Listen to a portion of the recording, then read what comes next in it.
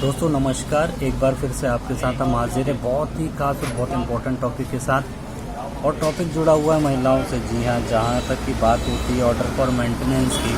तो हम इस पर बात करते हैं सीआरपीसी के सेक्शन 125 के तहत। और सीआरपीसी के चैप्टर 9 में दिया गया है कि order for maintenance of wife, children and the parent, केवल पत्नी ही नहीं, बच्चे ही नहीं, अपितु माता पिता के मेंटेनेंस के ऑर्डर का भी पावर दिया गया है दोस्तों। तो कैसे दिया गया है, क्या होता है, कैसे किया जा सकता है, आइए चर्चा करते हैं बहुत ब्रीफ में। आप पीयर एक्ट से कंसीडर करते चलिए। देखिए 125 क्या कहता है। ये कहता है order for maintenance of wife, children and parents, पर किन कंडीशंस में होता है दोस्तों। तो if any person having sufficient means, किसी व्यक्ति के पास यदि सफिशिएंट साधन हो या साधन संपन्न हो और वो नेगलेक्ट कर रहा हो या रिफ्यूज़ कर रहा हो किस मेंटेनेंस के लिए, किन किन लोगों के मेंटेनेंस के लिए। तो देखिए ये सेक्शन बात करता है कि यदि मेंटेनेंस उसकी वाइफ से रिलेटेड हो, और वाइफ को इसमें बाद में एक्सप्लेनेशन में क्लियर किया है कि यदि वो वाइफ डिवोर्स हो चुका हो, तो उस तरीके की मेंटेनेंस के लिए वो व्यक्ति जो सक्षम है, उसका हस्बैंड जैसे कि वो मना कर रहा हो या नहीं कर रहा हो या रिफ्यूज़ कर रहा हो,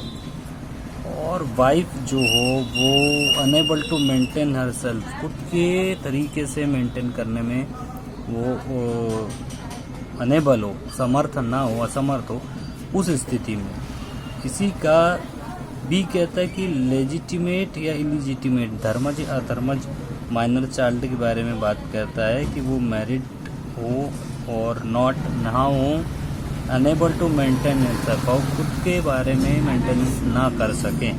तीसरा कहता है इसमें कवर कि इस लेजिटिमेट और illegitimate child not being a married daughter who has attained majority where such child is by reason of any, तो चाइल्ड जो हो वो उस तरीके का फिजिकल या मेंटल एबनॉर्मल हो या इंजरी हो और अनेबल हो अपने मेंटेनेंस के लिए, तो इस स्थिति में भी। और इसका डी कहता है 125 का सबसेक्शन डी कि हिज फादर और मदर, यदि उसके माता या पिता जो भी हों, टू अनेबल मेंटेन हिमसेल्फ और हिमसेल्फ, यदि किसी तरीके से वो अनेबल हो अपना खुद का मेंटेनेंस करने में, तो magistrate of the first class में upon proof of such neglect and refusal, class 1 magistrate साहब जो हैं, इस तरीके के किसी भी तरीके का यदि इस संबंध में कोई प्रूफ होता है कि वो रिफ्यूज़ कर रहा है मेंटेन करने में, नेगलेक्ट कर रहा है मेंटेनेंस में, तो वो फिर ऑर्डर करते हैं और कर सकते हैं पूरे तरीके से सेटिस्फाइड होने के बाद कि मेंटेनेंस दिया जाए। इसमें जो वाइफ इंक्लूड किया गया है उसका एक्सप्लेनेशन में दिया गया है कि वो वुमेन होगी who has been divorced by और has obtained a divorce from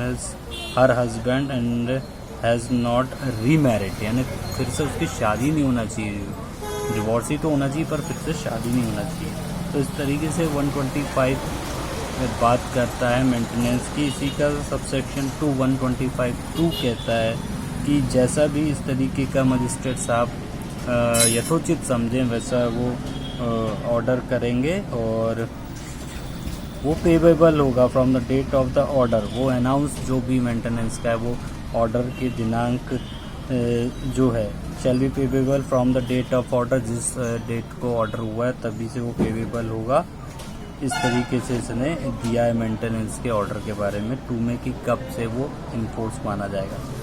इसी का सबसेक्शन 3 125 का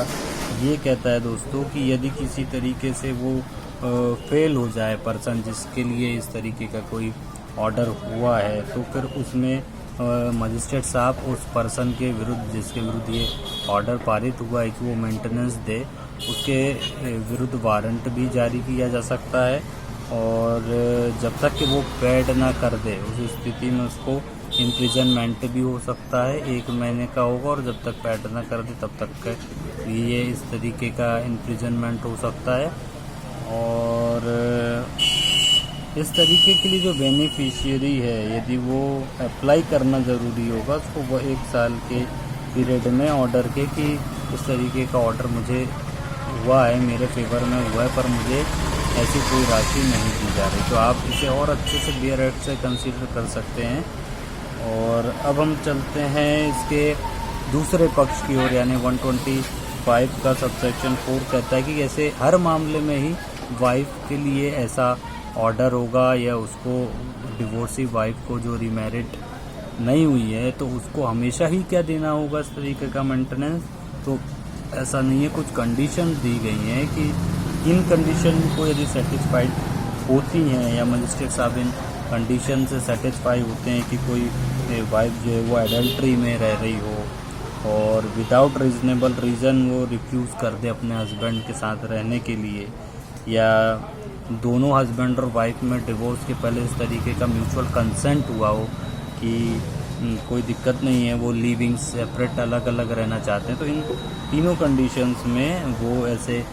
अनाउंस पाने के लिए इंटाइटल्ड नहीं होगी। बहुत इंपॉर्टेंट है 125 का सबसेक्शन 4। 125 का सबसेक्शन 5 ये कहता है कि इसी तरीके की कोई कंडीशन है कि कोई वाइफ एडल्ट्री में हो या इस तरीके का रीज़नेबल रीज़न या सफिशिएंट रीज़न ना हो साथ में रहने के लिए, या म्यूचुअल कंसेंट हो गई हो कि हम सेपरेट रहेंगे, अलग अलग रहेंगे, तो इन तरीके की यदि कंडीशन है जो 125(4) में दी गई है तो 125 ये कहते हैं कि ऐसी कंडीशन होने पर जो यदि ऐसा कोई आदेश हो गया है मेंटेनेंस देने का तो वो फिर कैंसिल किया जा सकता है या किया जा सकेगा। तो दोस्तों 125 जो मेंटेनेंस से रिलेटेड है वो आप BRX से और अच्छे से करिए। हम यहीं तक आगे भी जारी रखेंगे डिटेल के साथ, देखते रहिए। Thank you very much.